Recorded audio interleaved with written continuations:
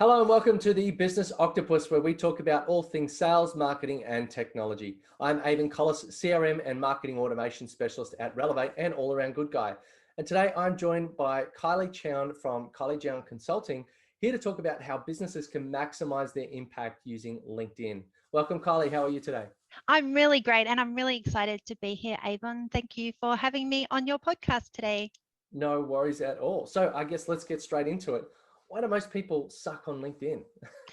I think that's a really great question to start with. I think one of the reasons, or probably the main reason that people suck on LinkedIn is that they undersell themselves.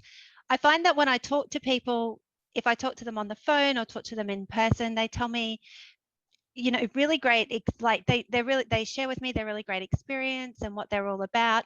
And then when I jump onto LinkedIn and have a look at their profiles, there's generally a misalignment there. So what I'm finding is that when I talk to people in person and when I meet them online, there's a disconnect. And I think that really holds people back on LinkedIn, especially now when we're kind of in this world where people will learn about you online before they meet you in person. That their digital first impression just really doesn't portray how awesome they are in person. I think not only do sometimes people undersell them, but maybe even sometimes oversell. Like personally, I feel like it's a little bit of a delicate balance. You know, getting bombarded with sales messages doesn't really feel like, I feel like I'm in a machine. Like I don't really feel like I'm in a proper conversation with a real person. But like I really know what you mean in terms of, so many people just have, I think there's something like 800 million plus users on LinkedIn and growing, and only like 20% of them have a banner, and then even less have a banner and a headshot photo. So I know that sometimes people set up these profiles just because they feel they have to, or because of a previous job, or they like, obviously there's LinkedIn, there's Instagram, there's Facebook, there's Twitter, there's all these things to set up. There's a couple of days, maybe even a week on its own just in managing that. Why, obviously people underselling themselves, but where's the balance between undersell and oversell? Yeah, and I think it's that consistency. So if someone, like I said earlier, we're finding now that people will meet you online before they meet you in person. And I think it's really about that consistency. So that message that you have on LinkedIn, through your profile, through your content, through even your messaging, you really want that to align with how you present in person. I'll tell you a quick story. I did have a client who did he was doing a connection script and it was beautiful. It was like 2 pages long. That was not the good bit, but it was like 2 pages long and it was justified and it was all this text. And he's like, this is going to be my connection request. And I said to him, okay, but what happens when you meet someone in person? And he's like, well, I say this and this. And I'm like, okay, forget the script. You've got to try and replicate how you behave in person online. I think a lot of people actually overcomplicate it a little bit. And it's just about, I think the most effective LinkedIn strategy is when it's humanized and you can see the person. And I think, again, over the last 12 months, I know myself, I've seen a lot of automation, a lot of messaging, and a lot of things that make me feel like I'm just on the receiving end and it's not a conversation. I think LinkedIn works really well if we're connecting with people and having real conversations with them and thinking about, okay, if I met that person at an event and if I seen them do a presentation, what would I go up and say? And it's hardly going to be like your 2 pages printed script. I think it's about keeping it really authentic, and then you're going to have that alignment between how you present online and how you present in person. Yeah, I think personally, when I'm messaging people, I try to keep it super short and super real. Yeah. If I don't mind the odd spelling mistake, it Yeah. kind of makes it look a little bit more authentic. Real. Maybe even record your face or record a video or something like that. And I know that, I've been on the receiving end of quite a few of those automation messages. There was one person sent me about 4 or 5. I got annoyed by it. I sent one back. I crafted it specifically for that. And then they're like, thanks. And then kept going. I'm like, what's going on here? So then I just said, hello, automation. My name is Ian. I'm an Aries. I like Italian food and I have a cat. Did that And work? they actually felt the need to defend themselves massively. Oh, They sent wow. me a photo of their dog and their house and said, sorry, look, I'm just trying to get by. I'm a small business. And then I got to the real person and the conversation totally changed. Yeah, yeah, absolutely. I think you've got a really good point there, because I really like how you said they're just like, they're a small business and they're just trying really hard. I think people go to all their platforms with the best of intent, and sometimes it's just because they don't know, or they've read that they should do something some way. So I think, I think that there's that element of people who just don't they're just doing it because they don't know the alternative. And I know that, like, Woody Allen said, like 80% of success is just showing up. Yeah. So yeah, showing up as your best self. Like, yeah, you don't probably have to spend like 30 hours. Like, it could be a full-time job. In fact, for some people, it is a full-time job. Hmm. I like to try and, I think I do it just enough, like touch it a little bit, like 10 minutes a day, 20 minutes a day. But it's not my whole business. Like, it supports it definitely. So not only do you have to strike a balance, but you do have to show up. You do have to be there. You do have to do something as yourself. Absolutely. Yeah, I think that's a good strategy for most people. So I guess through profile alignment, like, if you're talking, like you were saying, if that person sent that 2-page script, and let's just say if it sounds quite academic and they turn up and they're Mm. like, "How's it going, buddy?" Like, that, totally not that you at all. Like, you Mm. must feel a little bit cheated or ripped off. Yeah, absolutely. And it's also building trust as well, and getting people to feel comfortable. So, what you've essentially, when you're putting out your content through your profile, and even through your content strategy and through your messaging, you're making a promise to your audience about that's how you're going to conduct yourself. So if you do show up and it's different, then there's that misalignment. And if people get what, and you know this better than anyone, if people get what they're expecting, then they're going to feel more comfortable, they're going to trust you more, and it's going to help move people through that, whatever your objective is, if they're the right fit. So they'll feel more comfortable to buy something off you if your objective is sales. They'll be more comfortable to engage you as a speaker if you're looking to use LinkedIn for events and things like that. And, like, we were talking before we jumped on the episode, and, first impressions really, really count. I often equate it to, you walk past a shop, and let's just say it's got this little shingle on the door. It says, the name of the business, and that's it. That Mm. doesn't really give you a good impression. It doesn't really make you want to go walk in, say hello, do anything. Whereas, you walk past some of the shops in the supermarket, or in the shopping centers, and they're well lit. They've got like glass. You can see everything very neatly displayed on the inside. And you get a sense of what it is and what it's about before you walk in the door. And, most people are about 51% of the way through the buyer journey before they even speak to a Mm. salesperson. So they've already made up their mind mostly. And I remember, like, once upon a time, you want to buy a camera, you'd go to the now closed Dick Smith, and you'd say, I want a camera. What have you got? Mm. And they'd show you like 2 or 3 or whatever they got in the range. But these days, people have already watched YouTube videos, seen reviews, gone through the specifications on all of the cameras, and they'll walk in the store and go, "All right, I want to see your Canon, your Nikon, and your something else." And they're really just testing the weight, the feel, does it fit in their bag properly? They're already there.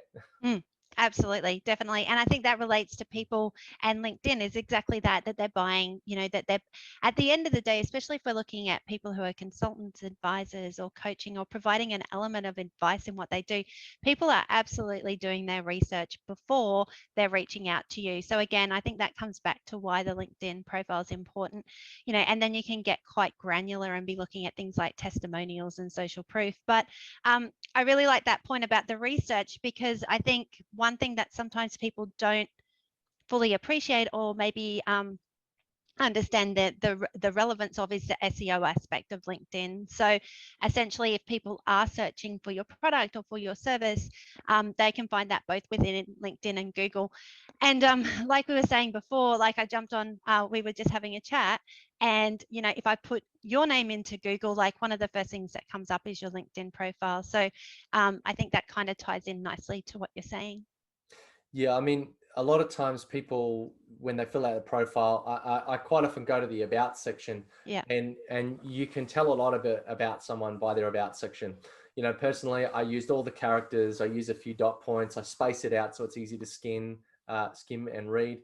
I know that I use a couple of emojis just to, like, visually break it up and stand out. No, I don't go crazy. But then there's other people's profiles and you can tell they've gone to some clinic or some class because it looks template like everybody else who's gone to that same class. And then all of a sudden I have an opinion about them. Now I know that because I'm kind of in that marketing industry and I know I could see this a lot, but you know, even the fact that I got an impression without ever meeting or even reading the text, really, just by the visual structure. You know, in online, we've got an acronym called TLDR, too long didn't read. So, you know, you need to make this thing grab attention, really allow someone to continue reading, and just be easy on the eye. Like a big wall block of text really just turns people off. Oh, 100%. And I like what you said, because we've talked so far about like LinkedIn and attracting kind of the right people to you. But I think that's a really great point that you shared, because you don't know the people who you're deflecting as well. So there's people who are coming to your profile and then bouncing right off because it's not engaging with them. And so there's potentially like opportunities there that you don't even see, because exactly like what you said, you've gone to someone's profile and had the perception of a certain situation that they've gone and got it done a certain way, and bounced right off, and they wouldn't have even, I mean, you know, there is some analytics that they can look at, but essentially they're not even going to know that you've come and seen their profile and had a look at it. And the same goes for like the language that you use in it. So if you say, you know, we're the cheapest, then you're going to attract that crowd. If you go, we're high value, then you're going to attract that crowd. And so someone who's looking for a cost competitive advantage isn't going to go to the high value one. They're going to go to the cheap one. So, and, you know, like another thing that I often see is, you know, like only a few lines or a few words in that. Like personally, I try to fill out as much as possible because I know that every word is an SEO opportunity. So if someone's looking for CRM marketing automation professional, if it's in the profile several times, you know, both in the education and the experience, in the about, and maybe in the bit in the headline, then that's gonna rank much higher. And you've even got like those you know, providing services where you can add keywords and all that sort of stuff. You know, I always just say there's one spot at the top. It's like add to profile or something like that. I just say go line by line through that and pack it with as much stuff as you can.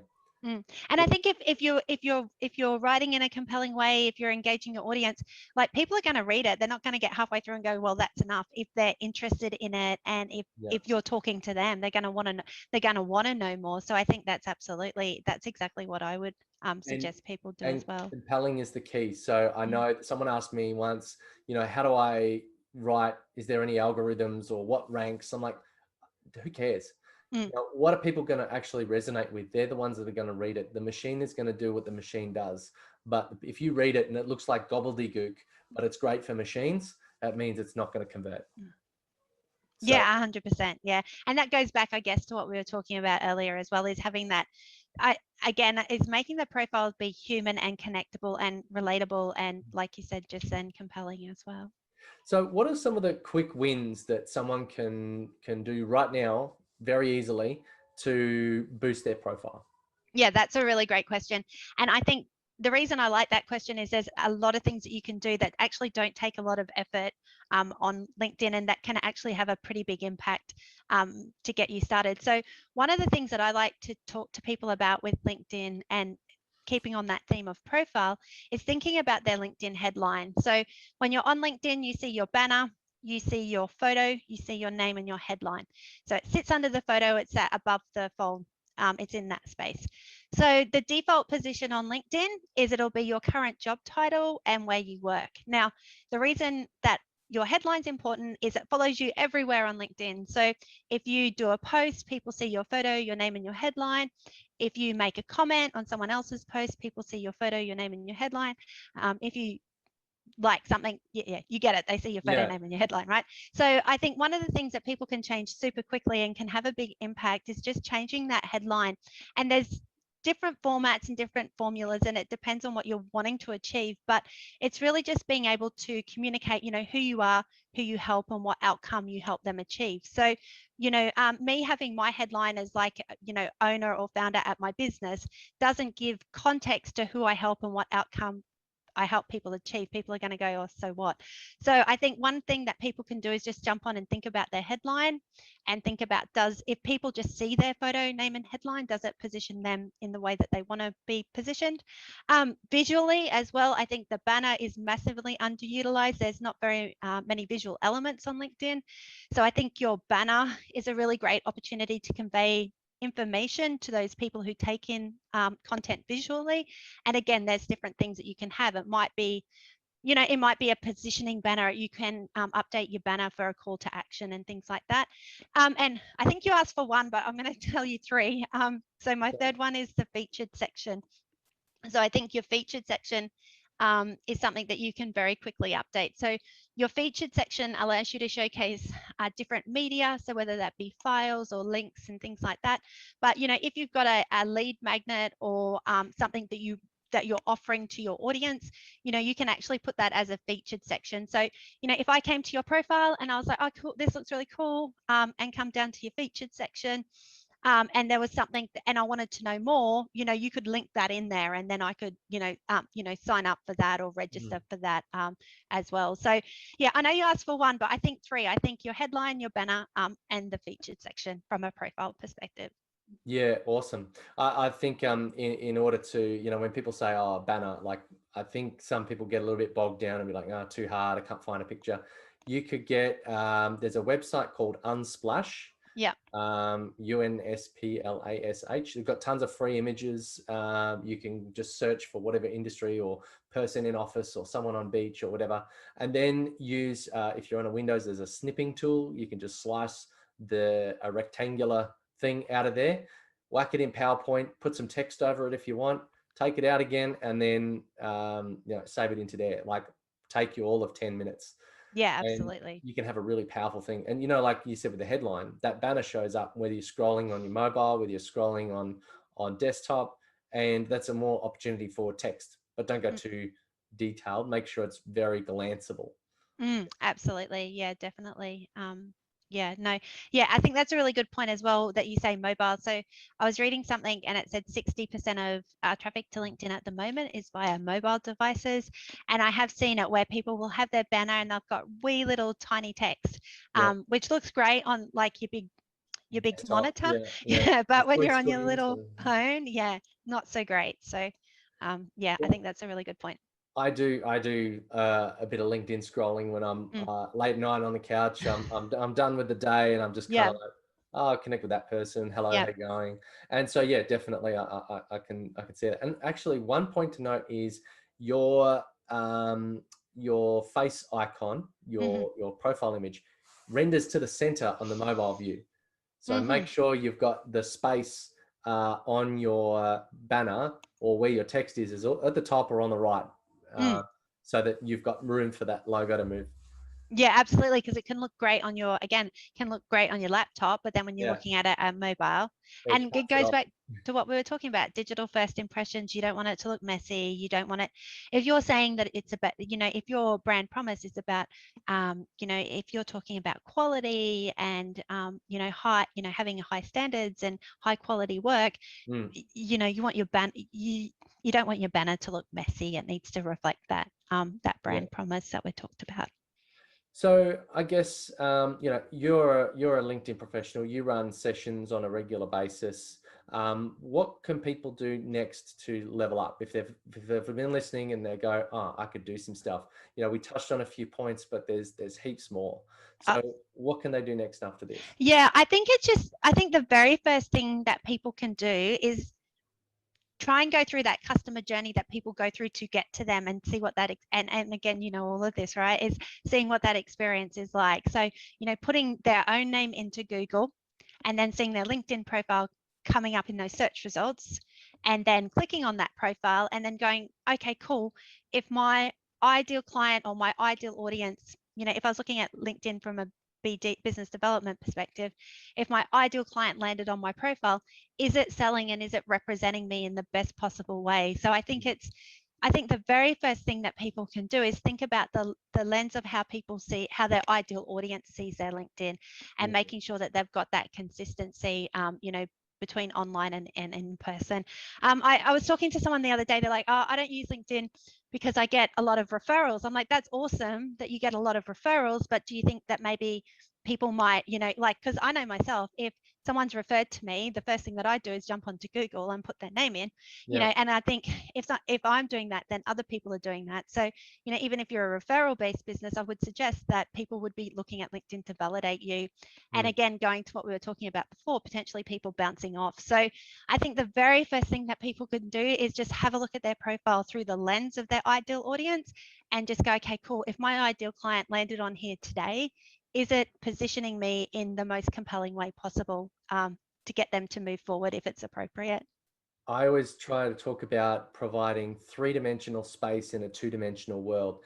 And, like you look at LinkedIn, and if it's one page, that's it. Or your website, if it's one page and then that's it. But if you've got some depth, some dimension, some other faces or angles that people can view you or your business from, then like you're saying, it's about strengthening existing relationships just as much as grabbing new ones. Or maybe you posted something, maybe you got the referral, you found a client, you sent the proposal, crickets. Then you post something on LinkedIn and they go, oh, that guy, yeah, I should get around to that. And then they'll like it and go, yep, I'm on my way, I'm busy, I just haven't got a chance to get around to it. Yeah, it's just that showing, and it goes back to, I feel like we're kind of coming full circle, because it's what you were saying earlier as well, is it's just showing up. And I've literally had the same experience where I've posted something and then someone's reached out to me and they're like, oh, I had you on my list, and everyone gets busy, right? So and we're not as important to them as we are to ourselves. So so that they're obviously got different priorities. So again, it's just that it comes back to just showing up, and it's there's a stat around it. It's 83% of abandoned cart emails are recurring. People always had that intention, they always wanted to do it, and they just got busy. The baby cried, the phone rang, the card didn't work, something come up, and they always intended to do it. And that is kind of like that recovery email. So I think that it's a very, very easy step, and just building trust and getting people, building a relationship asynchronously when you're not always in front of the person. Yeah, absolutely, definitely. So thank you very much for your time today. That's been absolutely fantastic. And if you're listening in and you'd like to learn more, you can get access to the 5-day challenge. And the link will be in the comments in the episode show below the podcast. So if you'd like to find more about Kylie Chown and maximizing your LinkedIn engagement and reach, then you can go to kyliechown.com.au, and not only the website, but also her direct LinkedIn link will also be in the show comments. Otherwise, thank you for listening. If you have any questions or you'd like to be on the show, please go to relevate.com.au and fill out a contact form. Otherwise, take care. Thank you. Thank you so much for having me, and have a great afternoon. No worries.